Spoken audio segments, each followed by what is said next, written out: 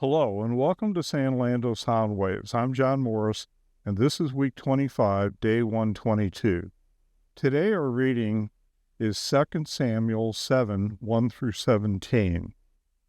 After the king was settled in his palace, and the Lord had given him rest from all his enemies around him, he said to Nathan the prophet, "Here I am, living in a house of cedar, while the ark of God remains in a tent." Nathan replied to the king, "Whatever you have in mind, go ahead and do, for the Lord is with you." But that night the word of the Lord came to Nathan, saying, "Go and tell my servant David, this is what the Lord says. Are you the one to build me a house to dwell in? I have not dwelt in a house from the day I brought the Israelites up out of Egypt to this day. I have been moving from place to place with a tent as my dwelling. Wherever I have moved with all the Israelites, did I ever say to any of their rulers whom I commanded to shepherd my people Israel, 'Why have you not built me a house of cedar?' Now then, tell my servant David, this is what the Lord Almighty says. I took you from the pasture, from tending the flock, and appointed you ruler over my people Israel. I have been with you wherever you have gone, and I have cut off all your enemies from before you. Now I will make your name great, like the names of the greatest men on earth, and I will provide a place for my people Israel, and will plant them so they can have a home of their own, and no longer be disturbed. Wicked people will not oppress them any more, as they did at the beginning, and have done ever since the time I appointed leaders over my people Israel. I will also give you rest from all your enemies.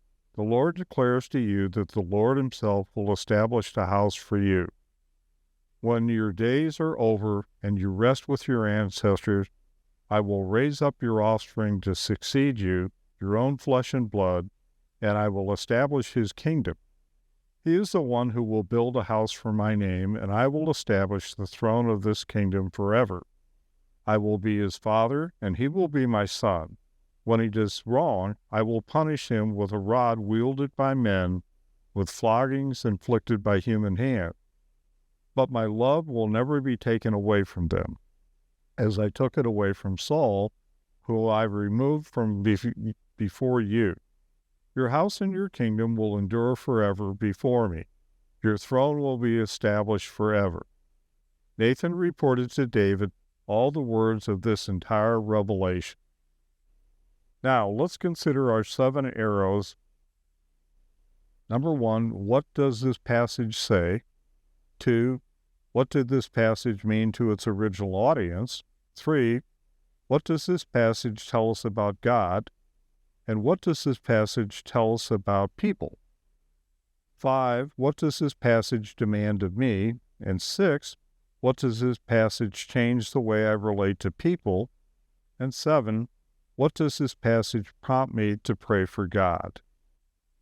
Now let's take a look at the brief devotional about this passage on page 140 of our book, 7 Arrows.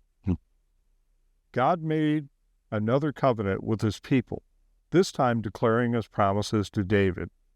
In his covenant themes that we've seen before emerged, God pledged to bless David and his descendants and make them a great nation. This time he used the language of kings to describe his promises. He pledged that David's throne would be established forever. Specifically, he pointed past David to his son who would build a permanent house for the Lord in the promised land. From that lineage would also come the one who would fulfill the promise God made to Adam and Abraham. The description God gave here told us more about who this child would be. He would be a king to lead God's people forever. In Genesis 49, we read that this child would come through the tribe of Judah, and the writer mentioned that he would carry a scepter, an object carried by a king. The blurry details are coming into greater focus the more we read God's story, but clearly God is doing exactly what he's always said he would do. And thanks for joining us, and I hope you tune in tomorrow.